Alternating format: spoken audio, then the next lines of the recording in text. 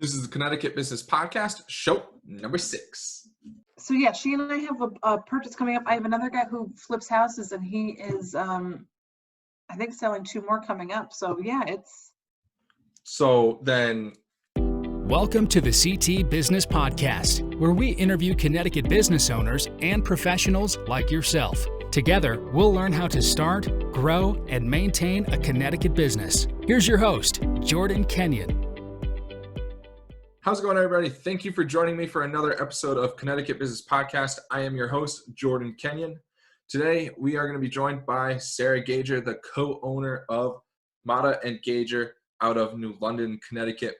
Today, we are going to cover so much from what it's like starting a small business, starting out in probate court, workers' comp cases, and how the real estate industry is adapting to coronavirus. So without further ado, let's listen to Sarah. So let's hop right into it. And why don't you start off by telling me a little bit how you got into the business you are in and a little bit about you. Okay. So I went to law school and graduated in 2003, and I practiced in Massachusetts for a few years, about 3 years after graduation. And then my husband and I moved back home to New London, and I got a job doing workers' comp defense. And at that firm is where I met my current business partner, Maxine. And so we have been in business since 2012. I don't know, like day 2, we kind of knew that we were gonna go into business together. It just kind of clicked. It was pretty fabulous. So we started in a really tiny office downtown New London. And while we've stayed downtown, we've expanded our offices a little bit and hired somebody and just we have a really nice space that we have now. Yeah, I've been there a few times. Yeah. So we like it downtown. We like the space we're in. So what did you and your partner Maxine start off in? Because I know you guys kind of do a lot now. Yeah. So we both started off in workers' comp defense, and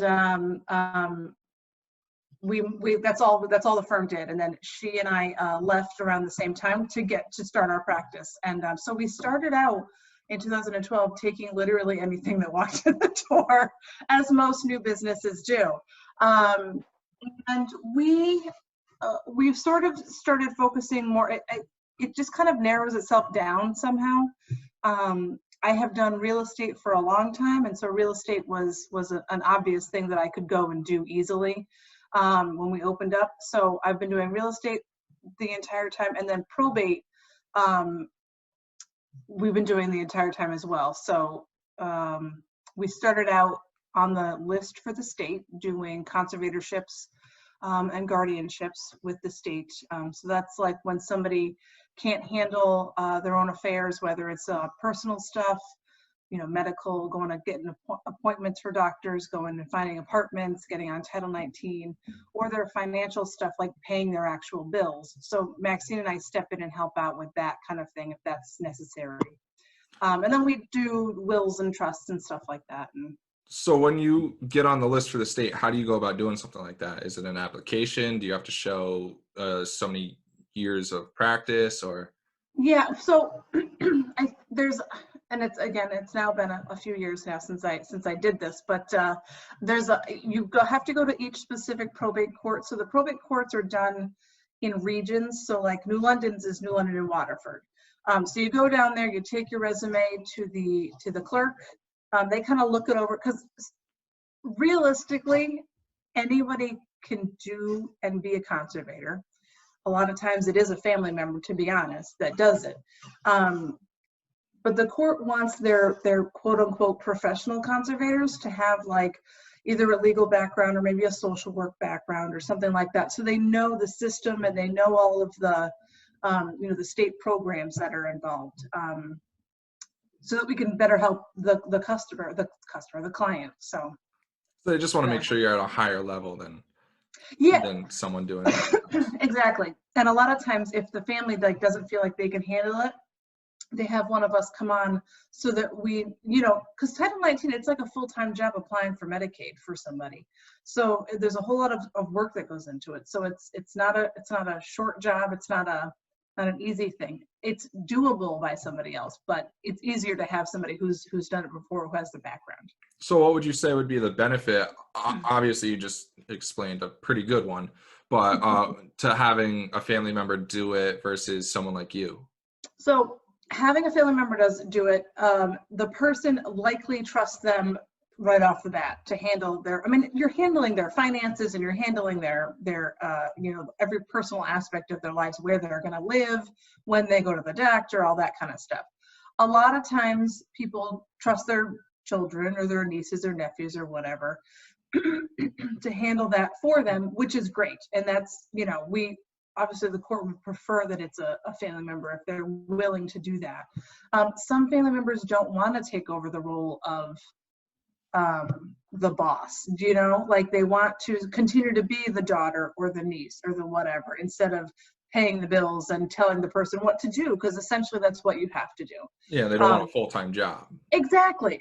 So that's where we would come in, and the court appoints us, and that way so we get paid either by the person, depending on how much money they have, and then, or by the state. So the state pays us on any of our indigent clients, of which there are lots. So. Is it a set price, or is it like if you're doing XYZ, you get paid this, or is it like a time and material kind of thing? No, it's an hourly rate for the state.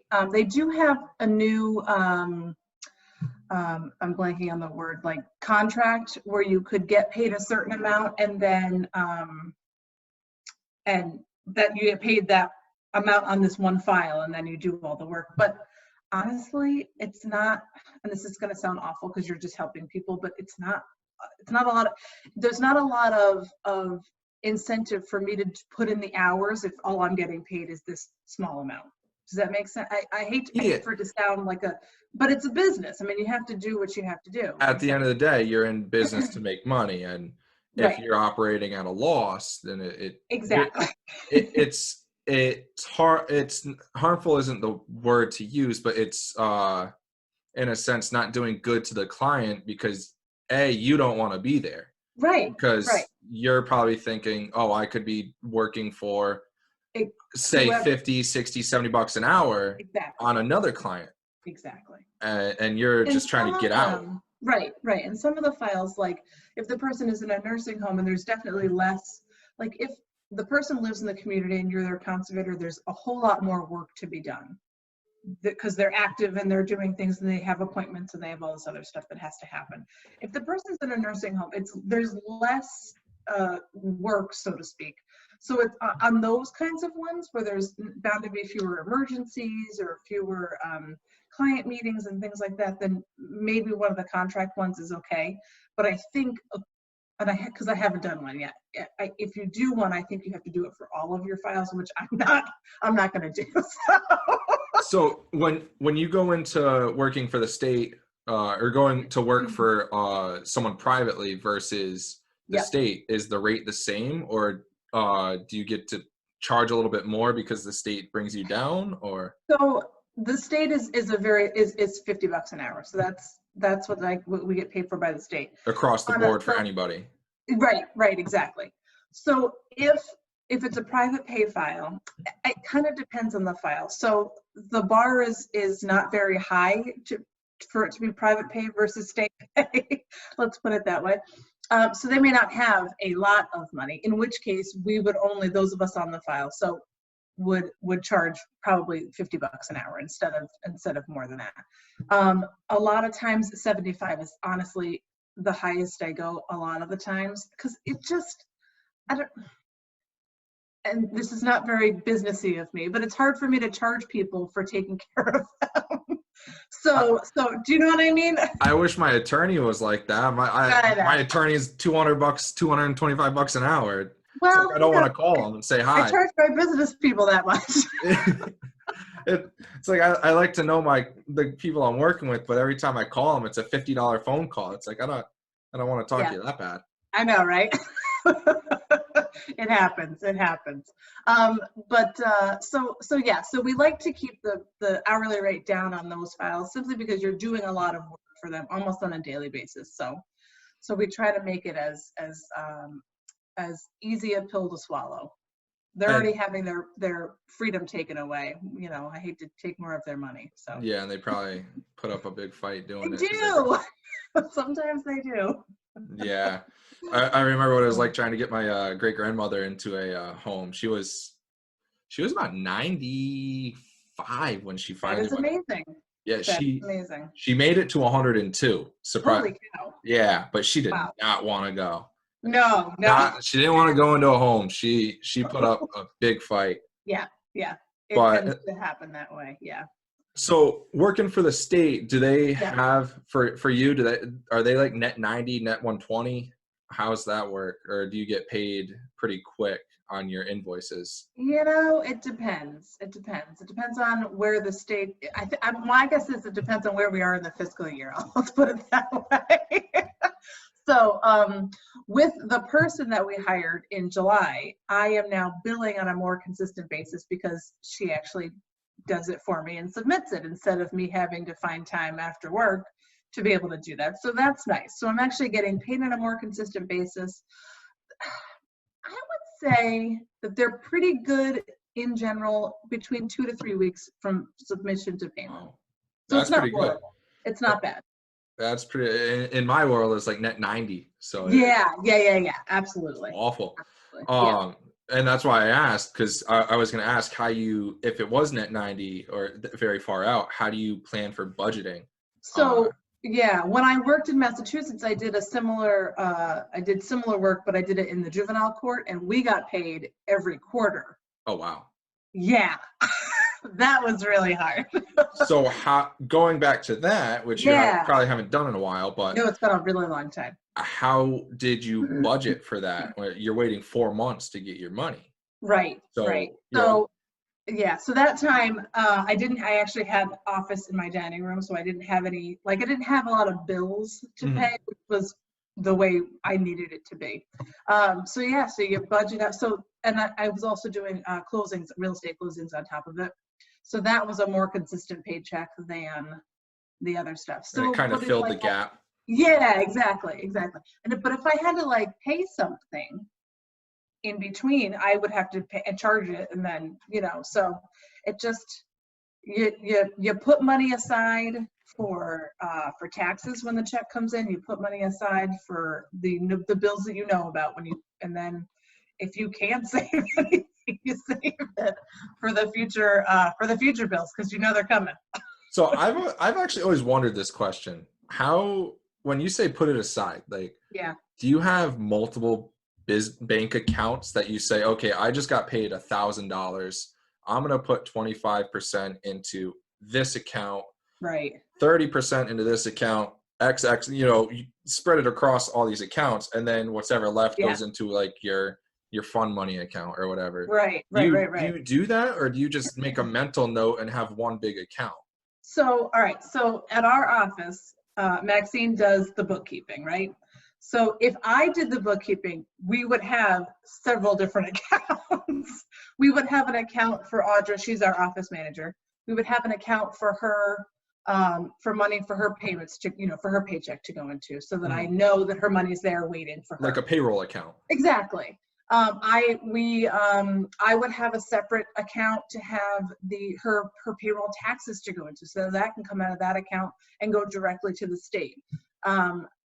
At our house, we do have separate accounts for Casey takes out the taxes out of my checks whenever I get a check, and he puts it literally into a tax account so that we have it to pay the IRS when it comes due. So I would do that if I was doing the bookkeeping at the office. Yeah. And the way you do it now, it's just one big account, and Maxine kind of makes mental notes to. She does. She's really good. She's really good at it. So we have an operating account. That's our big account that we do, rent and pay all of our bills out of. Yeah. And then we have 2 IOLTA accounts. And that's a client funds account. So one is for non-real estate client funds, and the other is just solely real estate. So the IOLTA accounts, the money should come in, and if we haven't earned it yet, we don't take it yet. So with the real estate, the bank sends their wire in, and I pay all the bills out of it. So that money just comes in and out constantly. With the other IELTS account, we have, like those are for ones like for Maxine does family law. So if a client pays her a retainer fee for the divorce, she holds that money until she's earned it, until she's billed enough hours, and then she can pay her, or pay like court fees and costs out of that as well. So now this might be different in your business versus mine. Like I have, like my business is an S corp, so I'm actually technically a W-2. Yeah. So I get a paycheck. They take all the fee, the taxes and everything out like that. Right. Are you technically like a 1099 to your business, or like, because you get a retainer?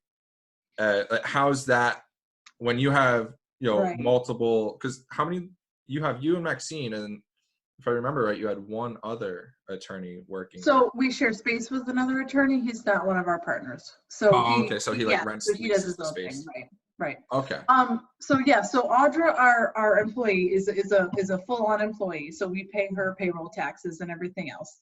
But then for Maxine and I, we get what's called partner draws. So whenever we make, so we're still putting in capital every month. We put in a certain amount. Actually, all three of us, because Richard pays his rent. Okay. So the three of us put in a certain amount every month. We use that to pay bills. And then we also put, so whatever we earn, we leave 10% with the business and then take the rest of it as a partner draw. On top of your quote unquote rent that you pay the business, we'll just call it like what you and Maxine put into the business, then plus you leave 10%. Correct. Okay. Correct. Yeah. So, I mean, it's not, and I don't know what, like, big firms would call it something else. Like, you know what, we call it our capital contribution. I think that's what the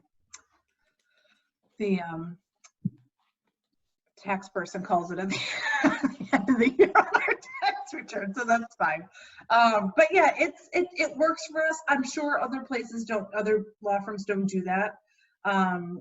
You guys are still growing, so we are still growing. Yeah. We've thankfully we've grown every single year, so it's been really good.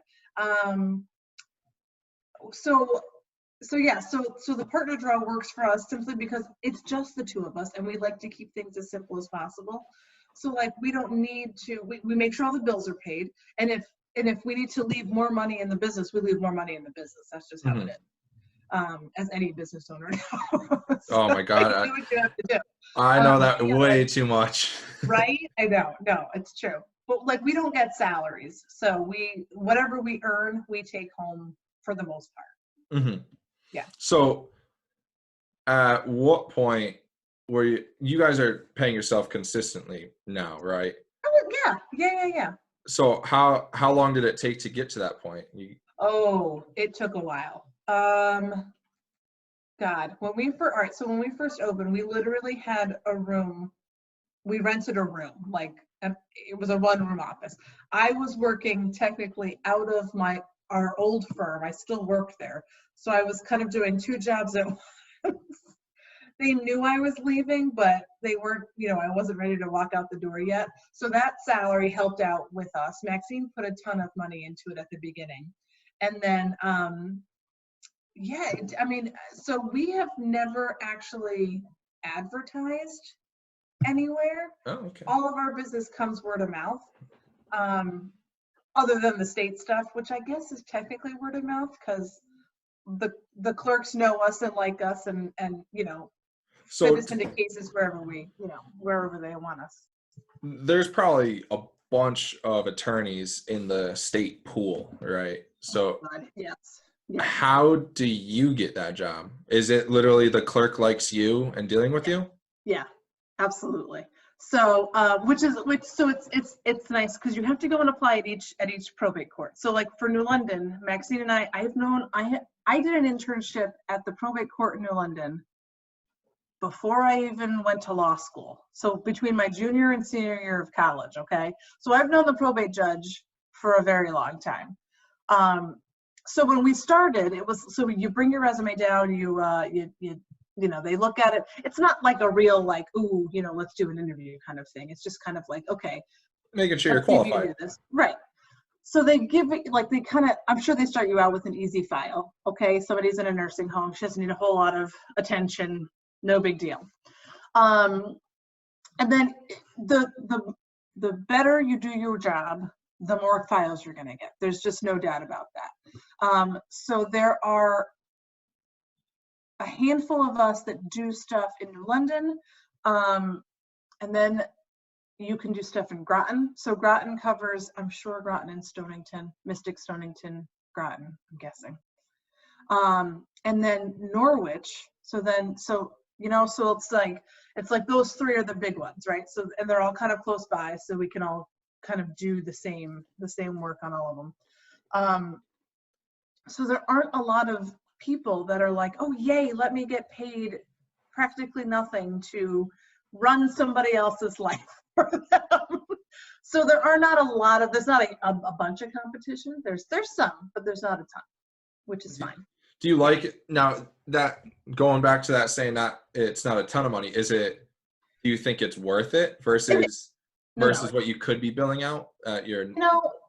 Like I said, though, I am really bad at saying, oh, I cost $250 an hour. Like I'm bad at that.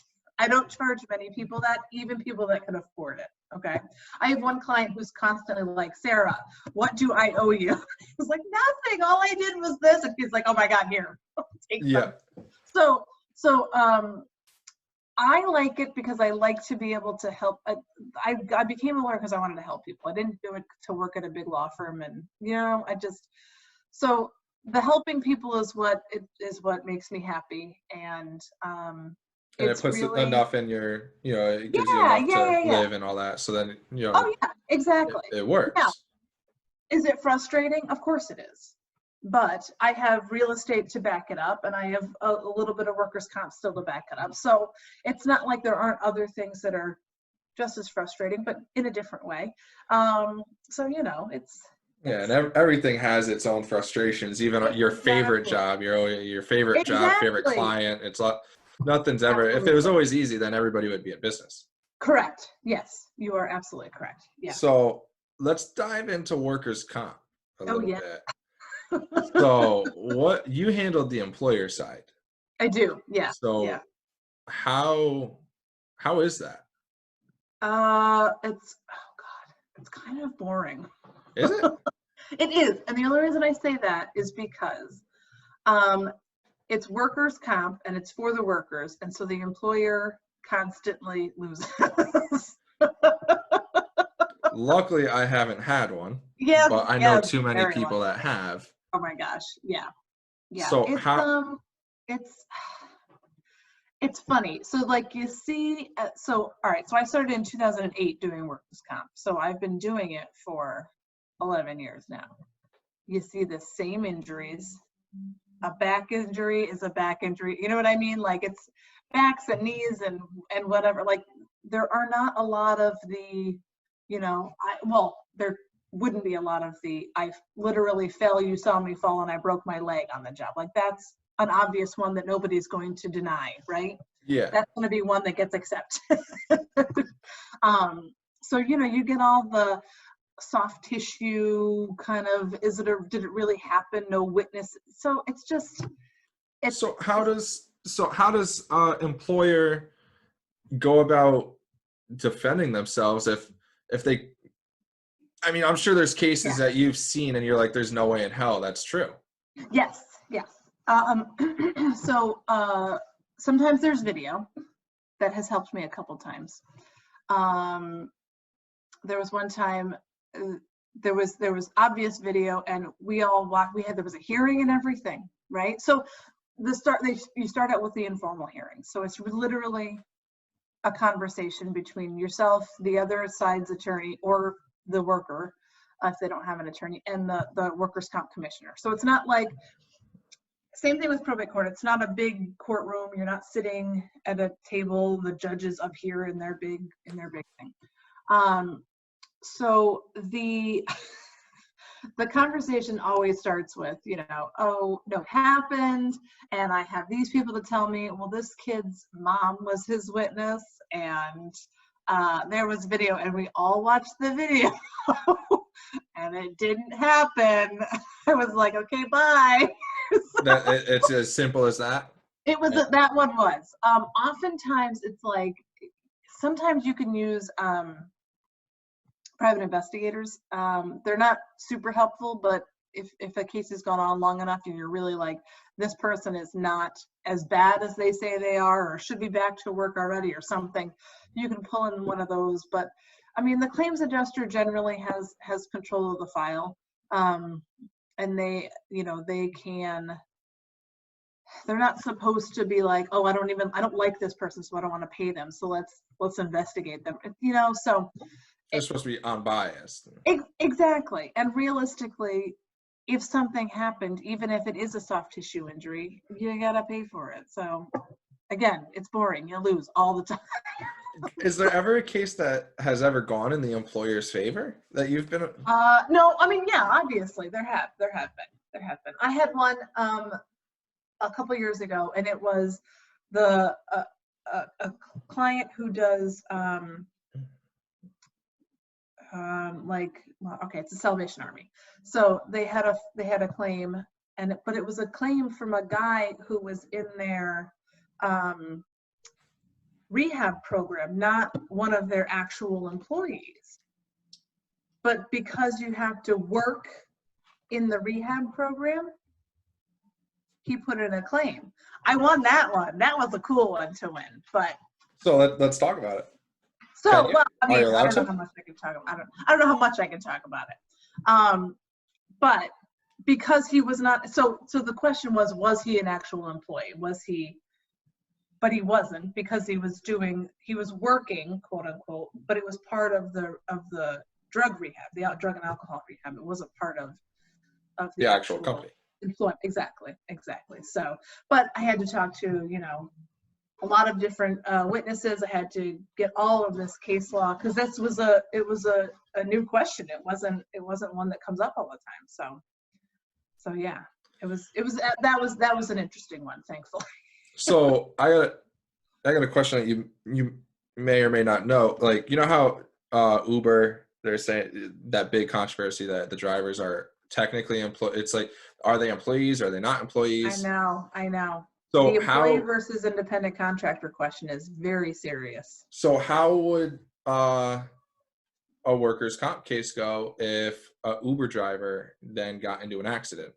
Yeah, I mean, so the question is going to be, so to be an independent contractor, at least in Connecticut, you have to, there are certain things that certain rules that have to be followed, right?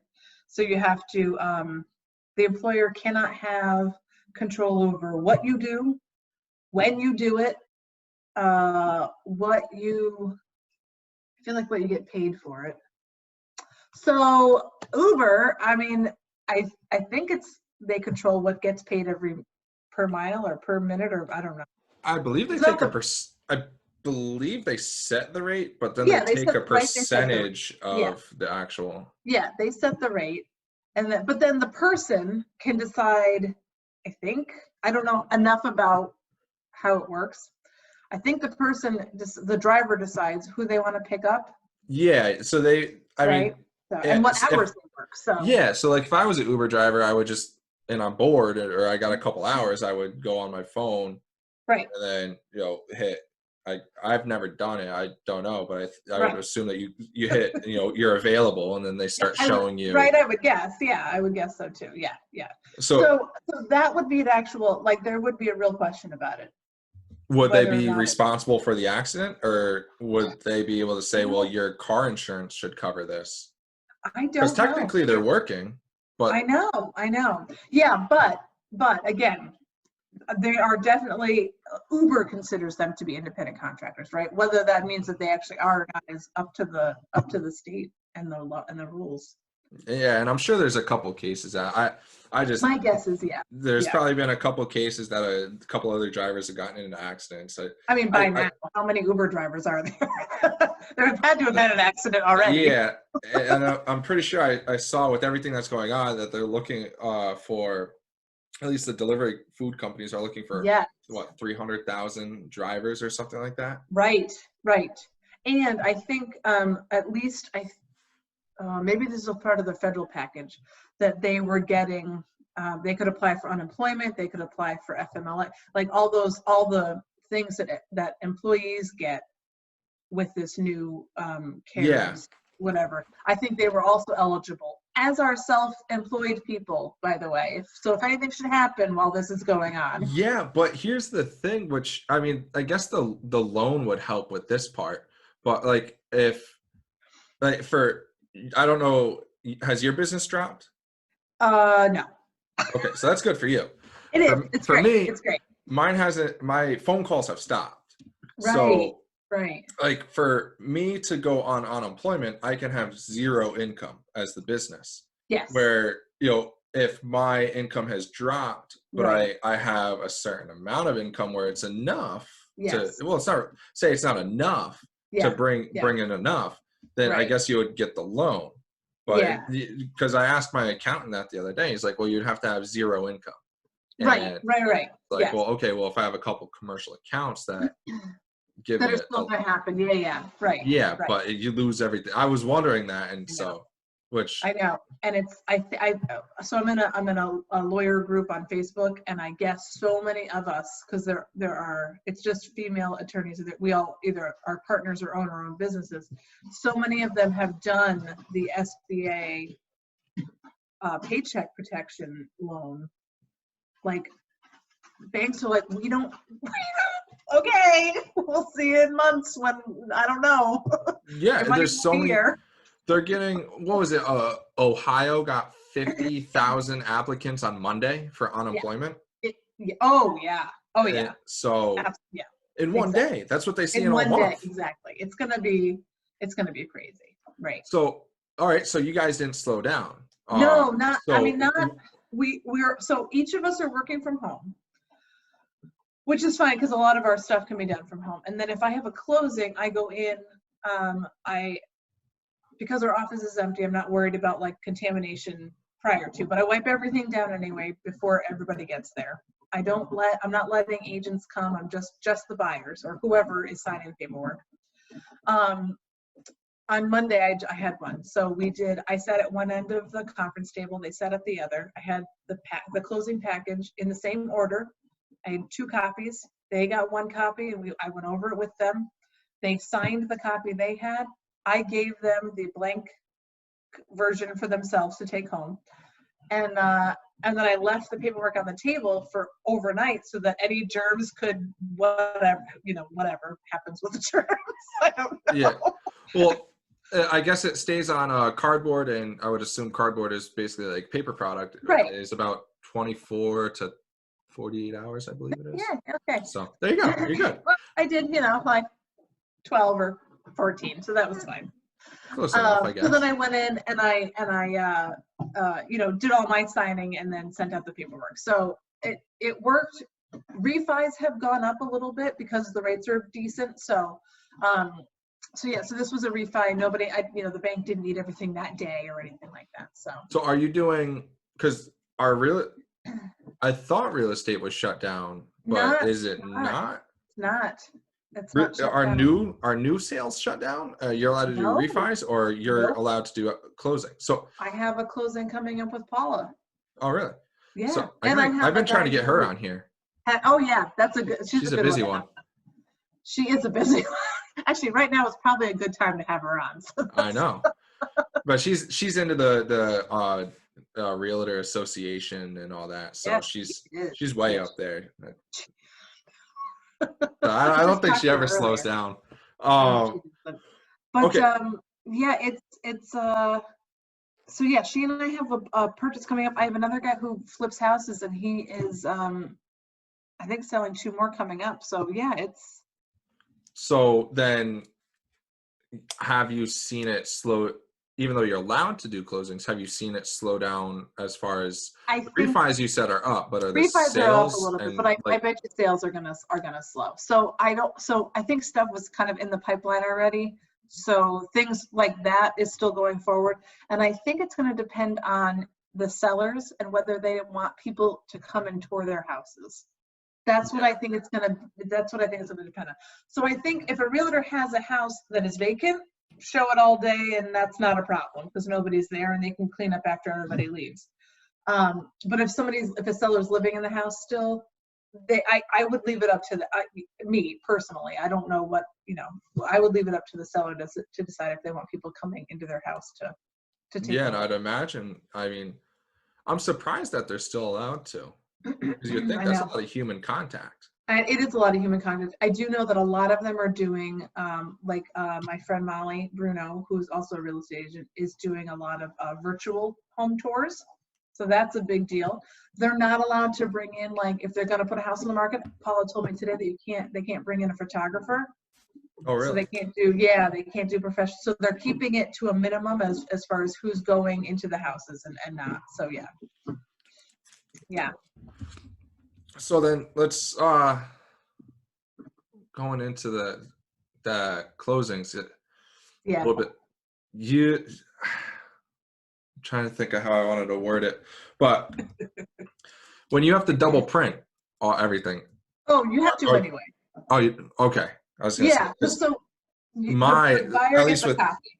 Okay, I was thinking on our closing that you did with us. Yeah. My God, the amount of paper. It's a lot of paper. It's a lot of paper. Absolutely. So sometimes the buyer is like, oh, can you just email me the closing package, which is fine. That's their copy. They can just digitally have it. But yeah, you're required to give them a copy of the package. So I just print out 2 anyway. So it's fine. Yeah.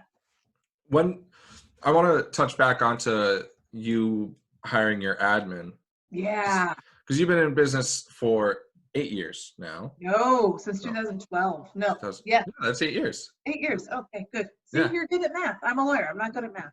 Yeah, my math it's limited. I didn't do so good in school. But so how'd you know it was a good time? Did you just, oh God, was just too busy? Was it a no, risk? It was, yes, that's exactly what it was. We were too busy, and like the billing basically is what was not getting done. And some of the paperwork, for the probate stuff, for the conservatorships is stuff that she can, or somebody else can easily do. I don't have to do it. So Maxine and I had talked for a while about hiring somebody, and it's scary to hire somebody. You never know, is it the right person? Number one, are you gonna have this money coming in all the time to be able to pay them? Number two, that's the terrifying part. Yes, it is. You want to be able to offer them, you want to be able to offer them enough money to stay, but not so much that you're going to bankrupt yourself. So we had joked pretty seriously. It was probably going to happen. We had joked when my dad retired that we were going to hire my father because he is a project manager and he could have run the office no problem. He probably would have ran it so well he'd be bored. Exactly. So, but then my sister got pregnant with her second child, and my parents watch her kids almost every day. So I was like, do you want to come work for me, or do you want to stay home with mom and watch the second? He's like, yeah, I should probably stay home and help your mother. Fine. So our friend, my friend Audra, who I've known, is like a sister, had been out of work. She had broken her foot. She'd been out of work for a while. She was ready to come back. And wanted an office job so that she could also exercise and walk her dog as opposed to being on her feet, because she was in retail for a number of years. Okay. Yeah. And that's on your feet all the time. And she literally shattered her heel, so she couldn't be on her feet all the time. Yeah. So I was like, you know what? You literally ran 10 GNCs at one time. It's not like she was, the person, not that there's something wrong with being at the cash register, but it's not like she was just. She had a little bit of, she had more training, more skills. Management experience. She's got phone experience. Like, now I don't have to answer the phone anymore. And I don't have to make mean phone calls. It's amazing. So she's full-time, right? Yeah. No, she's part-time. Okay. So she's in, she's 30-ish hours a week. It's not, she's closer to full-time. Yeah. Closer to full-time, which I love. So we hired her in July. She started in July, and I had hoped that she was going to be full-time this year. I don't know now that this has all happened that we will be able to do that, but we will see. As you know, believe me, she's still working about 27 hours a week from home, so there's plenty that she can do. Is she like balls to the walls busy when she's in, or does she have any free time? Gosh, yeah. Oh, Yeah, okay. yeah, absolutely. Nope, it's constant. It's constant. The only reason that we haven't made her full-time is I'm not, again, the money thing. I'm not positive that I have the income to be able to support it. But the more billing she does, the more money it brings in and the more I can pay her. So it's all good. Oh. See, I've always wondered on, because in our business, for a desk office staff, Yeah. I feel like there'd be a lot of downtime. So I always wanted to look at finding an admin that had like social media skills that might be able to. Yeah, that's not a bad idea at all. Do you think your admin would? Because you guys don't do any, you don't do any marketing. So we don't do any marketing, but we have actually hired a marketing person. Okay.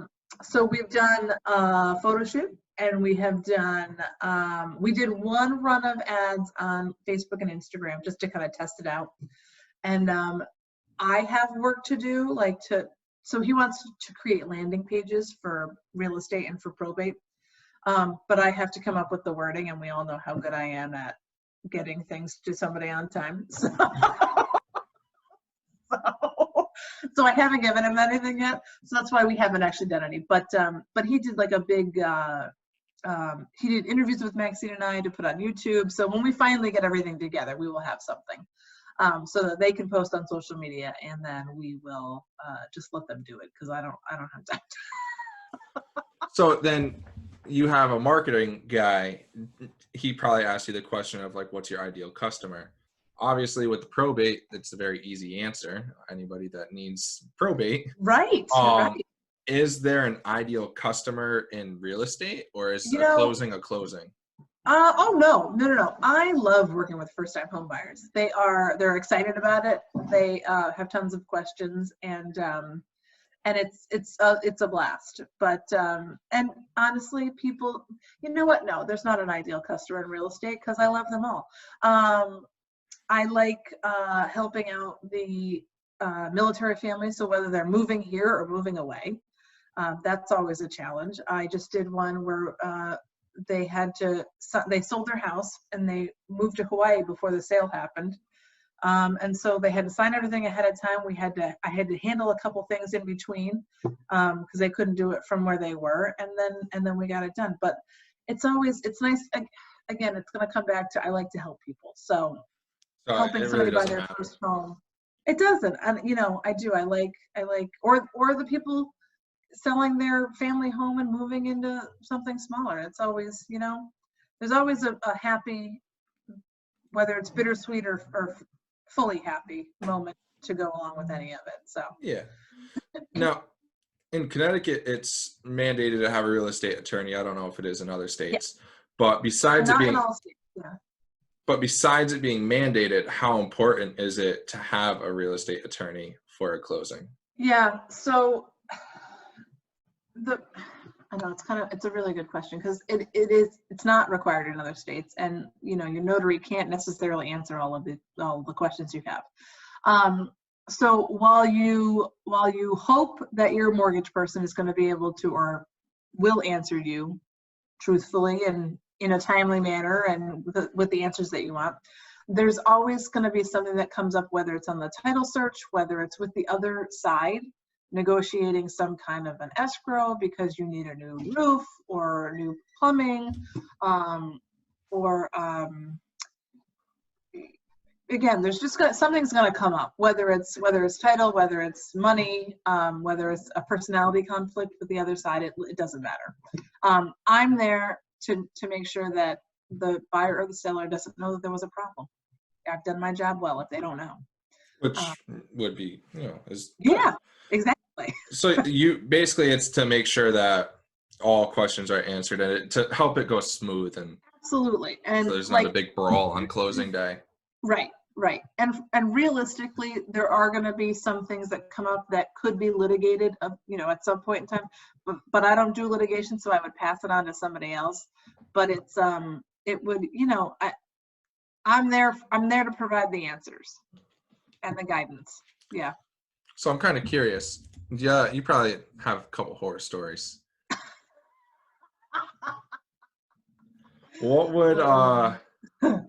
What would be a good horror story that you have, either in real estate or it could be across the board? And man, I'm trying to think.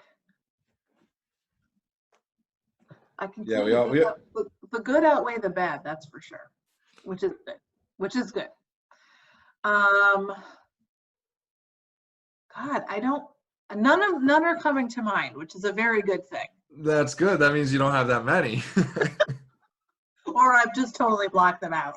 Yeah, or you pushed them down so far that you don't want to remember them. They were that bad.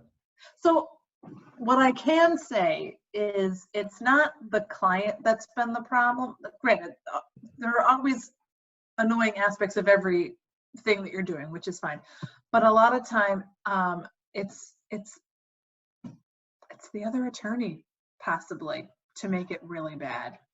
What's them just sometimes they're either sticklers for stuff that doesn't matter, and they make a big deal out of things that don't matter, or they are, and this is whatever, older male attorneys, and they like to think that they know everything and know better than I do, and they don't always necessarily know better. So is it a sexist industry, or oh God, yes.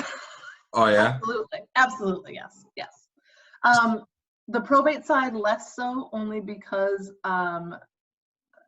it's more touchy-feely, I would say, and it's oftentimes I'm more of a social worker than a lawyer in that part of my job. So there are fewer male attorneys that do. There are several wonderful ones that do it, but there are fewer. Like as a whole, there are fewer male attorneys that do that. So how do you navigate the real estate side in a sexist area? I've stopped caring about what comes out of my mouth sometimes. Or has it worked? Yeah, no, it has. It has. I try to say things as nicely as possible, but I don't put up with the BS anymore. I used to, and I don't do it anymore. So if a young female real estate attorney wanted to get into the business, what would you tell her how would you advise her navigating? Yeah. So my first recommendation would be to become very good friends with whoever your title insurance rep is, because they're going to be your first call when you're having. My first closing was for my best friend, so it was not like her. She was a good person to cut my teeth in, because she didn't care how long it took me to do anything, which was fine. I was on the phone with my title insurer for hours trying to make sure that the numbers got done correctly. So that person is going to be a very big connection. But the other person that you really need to is get a group of real estate agents that you are tight with, because that's who your business comes from. There's no doubt about it. Join. So Molly and Paula and Tia, another agent friend, just started the Connecticut chapter of, or maybe it's the Southeastern Connecticut chapter of the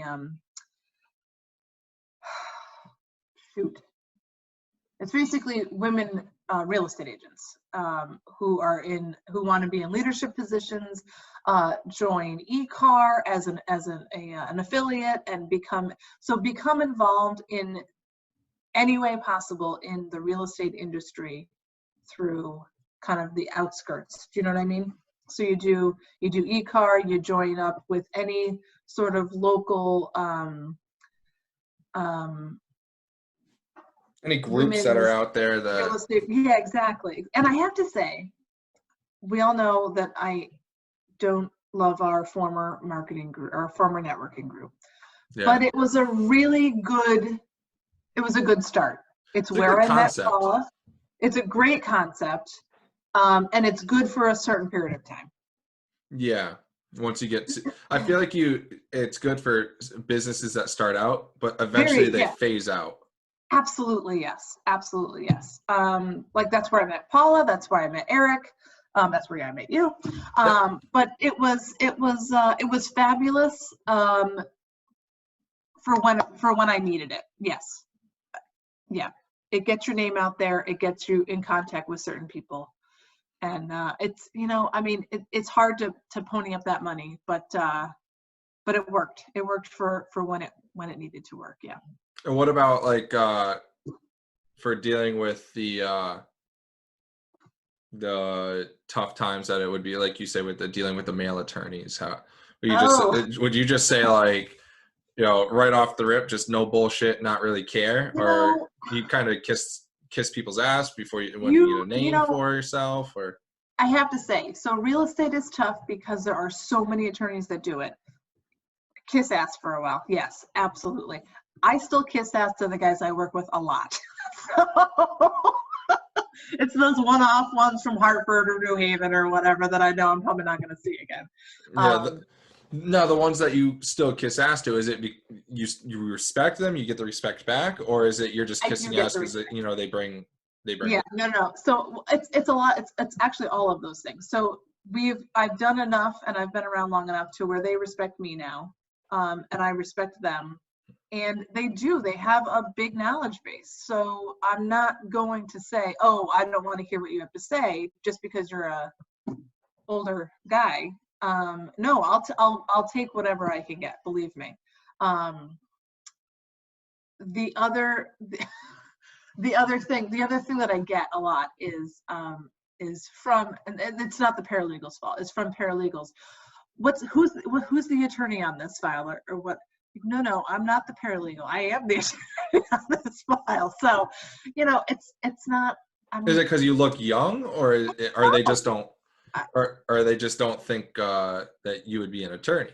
I think for people that I don't deal with very often, I think they think, oh, this is somebody who I don't know, and so they just assume. I think that's what because a lot of real estate attorneys have paralegals. That's I am one of the few that do not. Oh, okay. So they think you're just like the messenger then. Right. Exactly. They think it's like their office where the paralegal does all the work and then the attorney does the closing. So, you think there'll be a time where you have paralegals? Maybe. I've thought about it. Like if I've always said if I have a certain number of closings per month, I know what I'm able to handle, including doing my other stuff. So if I get up to a certain number per month, then I would have a per diem paralegal that I could pass those extras on to. You pay them a certain fee for each closing, and they just do it, and it's a lovely arrangement. So which has to help as far as payroll goes, because it's not a set price. Right. They're not an employee. They're a 1099 at the end of the year. Yeah, exactly. It's quite nice. So yeah. So if when I hit that number in a month, then I farm it out, the extras. But like Audra's doing all of my like doing my probate stuff. So we haven't even gotten her into the real estate stuff yet. So she's like a paralegal for your probate and yeah. And yes, we call her the office manager because she sits out front and she sees all the people that come in and because a lot of our conserved clients come in weekly at least to pay bills, to get money, to do whatever. So she deals with them, which is has Connecticut changed a lot of regulations in your business? Not that so it's so funny. So not really.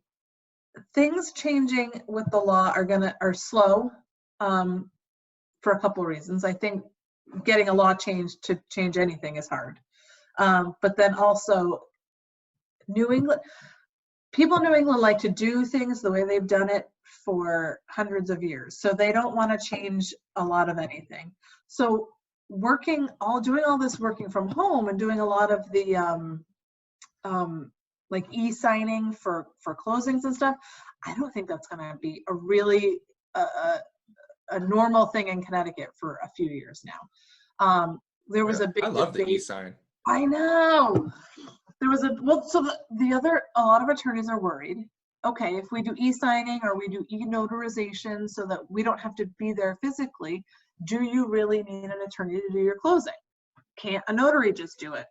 Okay, just have the legislature keep in there that it has to be an attorney. Like, I don't know why Well, this then that is goes, a real big question. that goes back into, where we were talking about how important is it to have a closing attorney. Agreed. Versus somebody just notarizing it. It Right. goes farther than just being there to sign it. Exactly. You are absolutely correct. And I think the legislature would listen. So I think we'll get to it eventually, but with the quarantine stuff happening, the legislature had to come up with, the governor had to come up with how can we do e-notarizations right now? And it was a big debate. He put out several different versions of the way to do it. So it's it's a lot. So this, and it comes into play both with real estate and then with like wills and trusts and stuff. Because when you do your will, you have to have the notary there, and you have to have two witnesses, and everybody has to be in the same room, and you have to watch each other sign everything. So how do you do that when you're trying to stand 6 feet away from literally everyone and not be in the same house as Or how are you going to do it online, like they're saying? Well, exactly. Have they figured it out?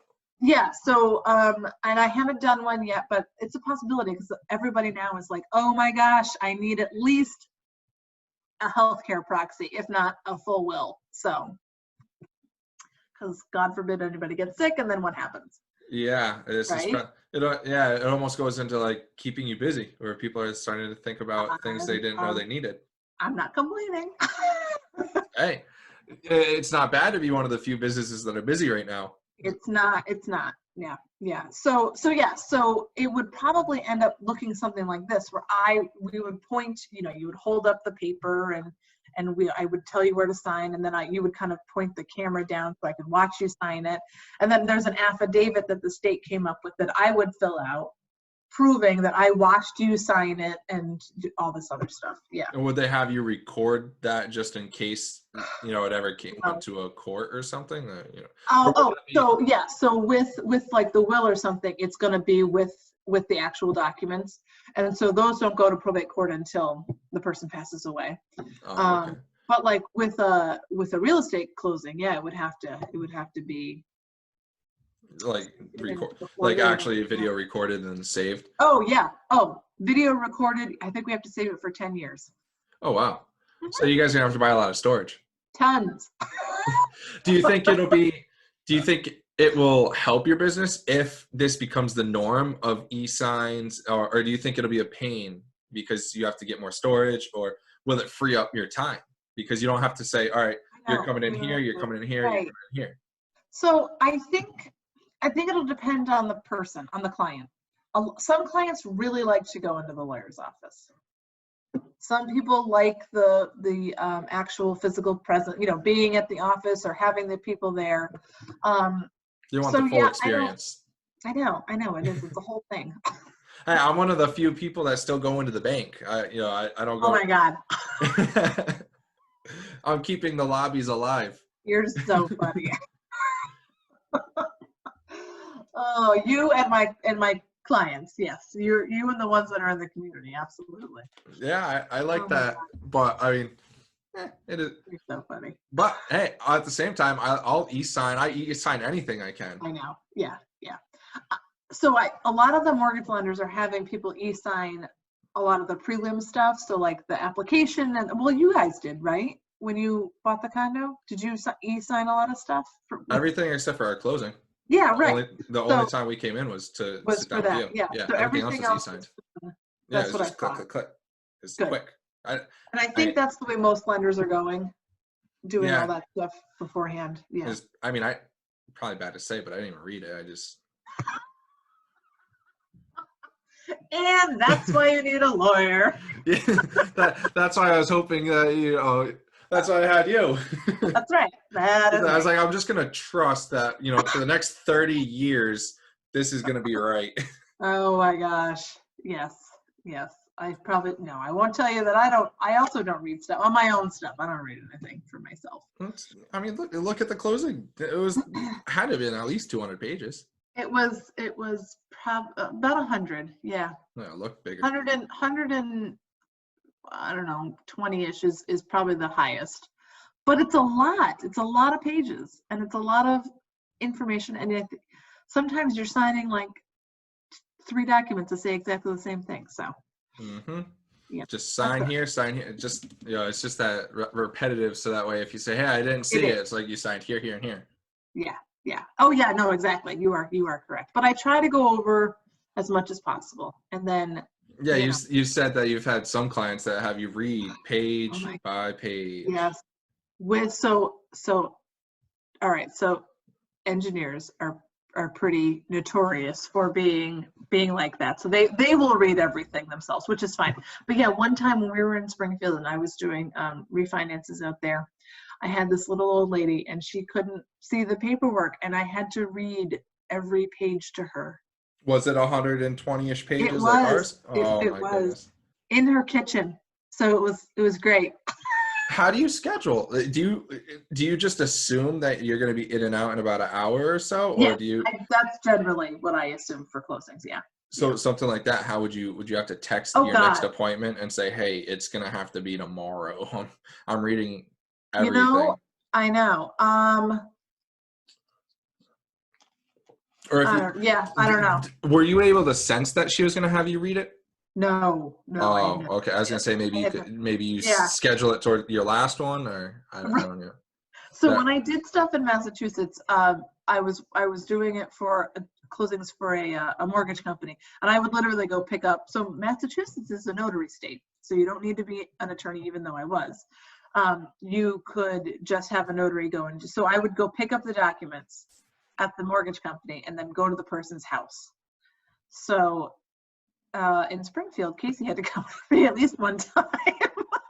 And was that for like a witness or? No, he came just because it was not a lovely neighborhood in Springfield. Oh, is it sketchy? Any other time it was fine. Any other time it was fine. But yeah, so at that time I was doing, oh God, they would be after work, I would do it based on the person's schedule because I would have been in court all day with my juvenile stuff. Yeah. So I would do these on nights. And I would have. It happened at a point that it wasn't really that, like if it happened now, it would be a bigger issue. Oh God, yeah. It would, right. And now I have talked to the client at this point. So like, I kind of know their personality and could have figured it out. Yes. I think that's true. So you could go back into the schedule and towards the end of the day. Yeah. Or nothing else is scheduled that day. Yeah, like from 8 in till noon, I have to read the closing documents. Read the closing documents. Oh, she was adorable though, so that was fun. It didn't make it so bad. Does Connecticut have any incentives to start a real estate law practice or any law practice? No. That was kind of it's expensive to be a lawyer. It's there are bar dues. There are, I think has Connecticut done away with the $250 a year tax? I think so. Okay, so now you don't have to pay that anymore. Mm-hmm. But there is a rather large tax that each of us, Maxine and I, each have to pay every year. And then, then we have to do continuing legal education every year. So it's zero incentive.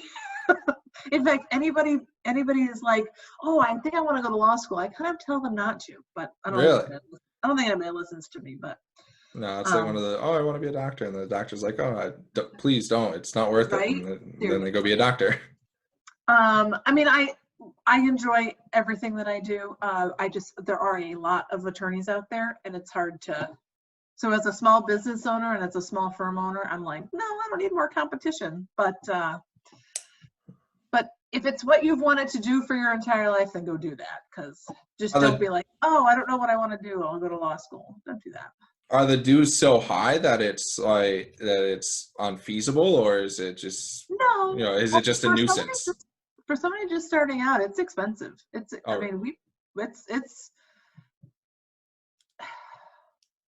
I'm trying to think of what it costs to join the Connecticut Bar Association, and I kind of don't remember.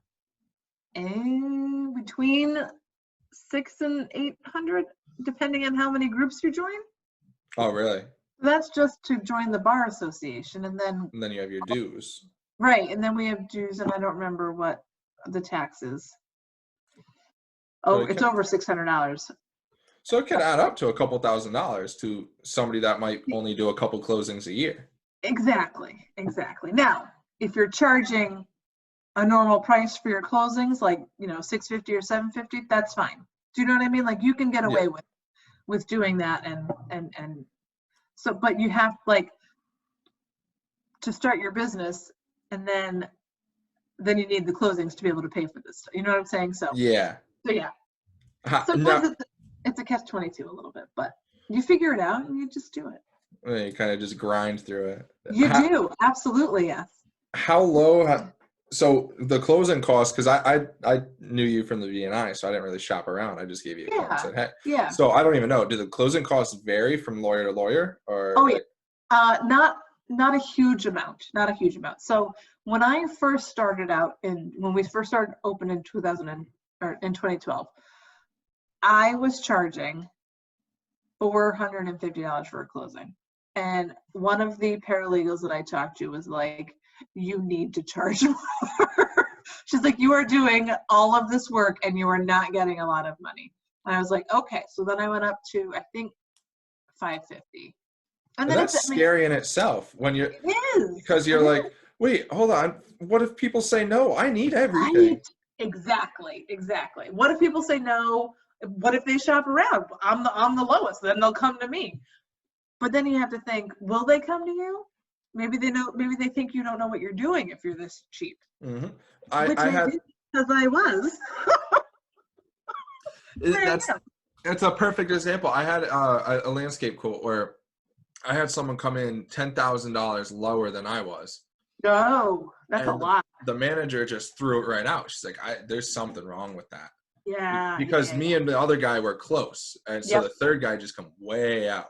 And it goes into that same thing where they're like, I don't know, that's too low. That's scary low. Exactly. Or it's like, so I'm up with, we 750 is pretty general as far as purchases go. 650 for sales, and then if it's an elderly, I change it if it needs to be changed. So. All right. Yeah. So I want to ask a couple questions before we end things off. So what was the most difficult time in your business? How did you overcome it? Oh, the beginning was really hard, just because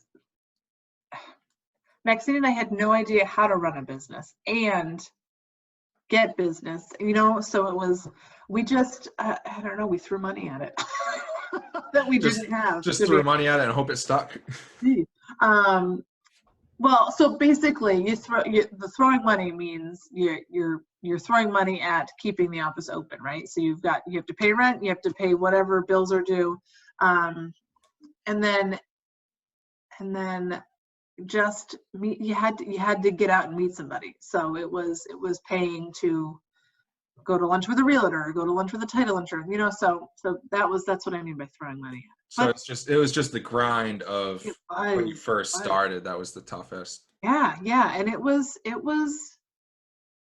while. It was a while before we sort of, needed to move out of that one room office space. Was there ever that one big break that you had that changed it, or was it just a gradual more and more that came in? And it was more of a gradual thing. Yeah, we because we don't do litigation, we don't ever have those big windfalls.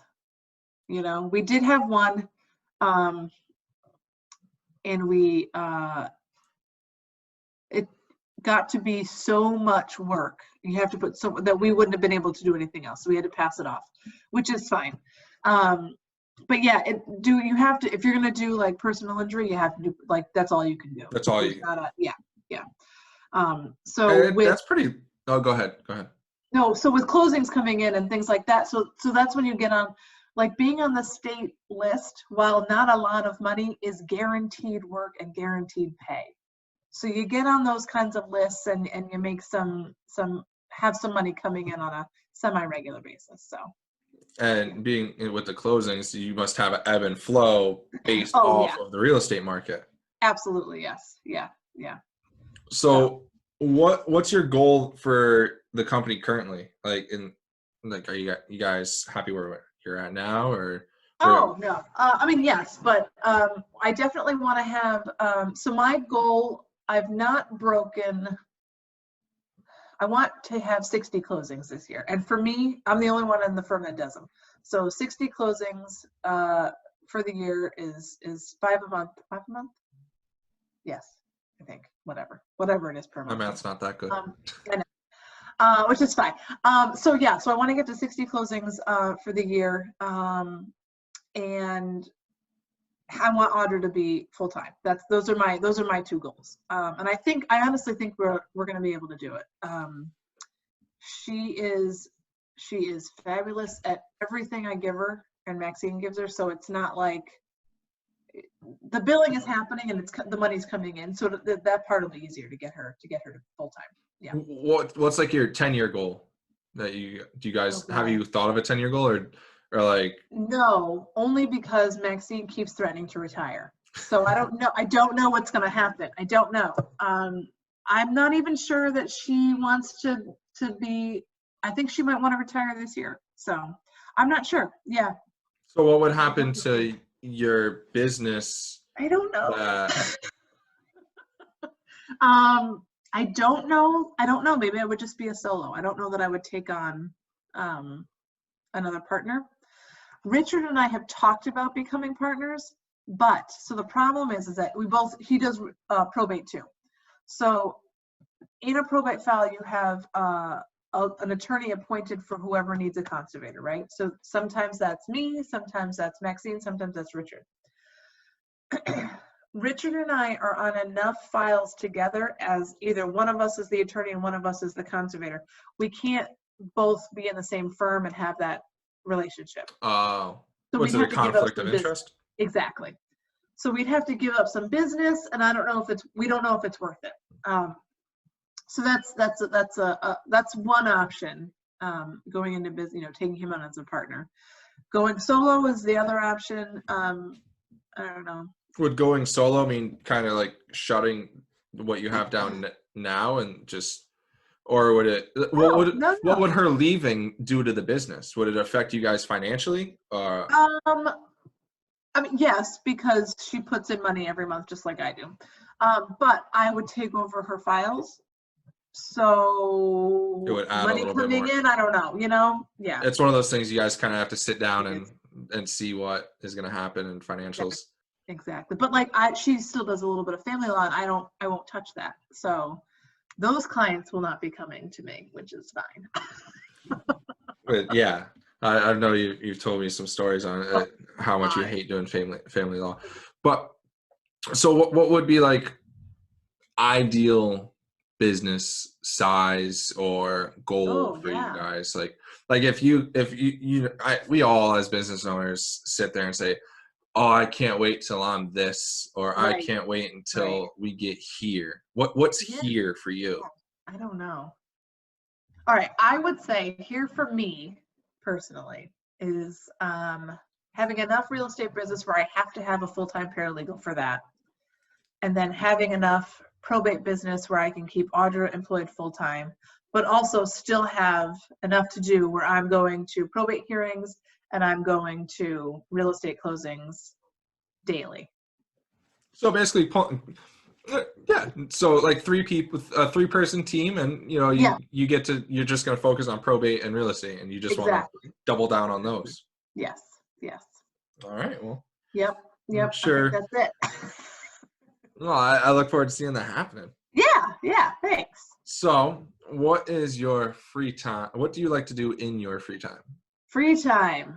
When you have it. There's so much of it lately, so it's great right now. I know. That's why I started the podcast. I have too much time. I'm doing a puzzle right now, so that's weird. Are you?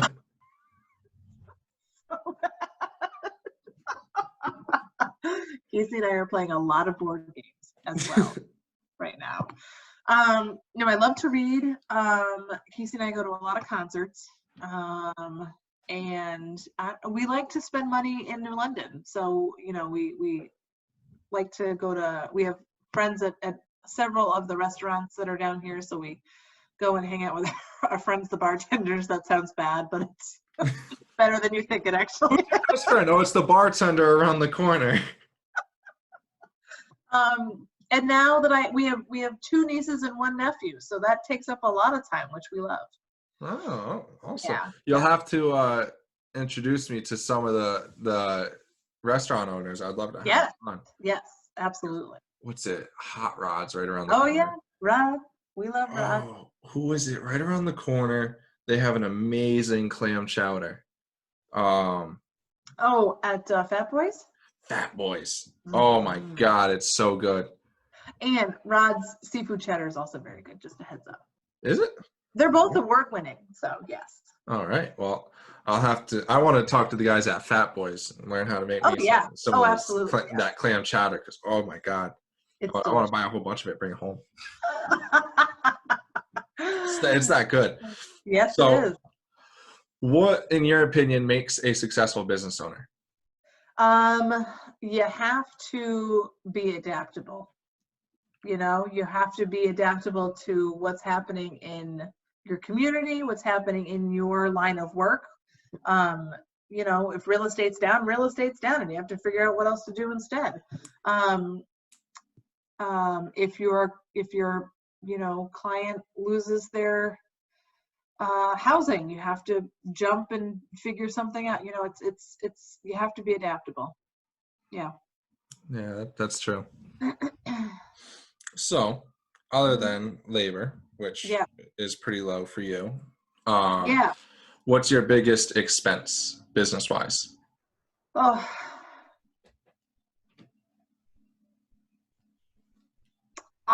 God. I'm running the office. Rent and website and shredding and all that. I think probably all of the little office. It's either that or our bar dues and our continuing legal education classes. So they add up pretty. Those add up very quickly. I'm going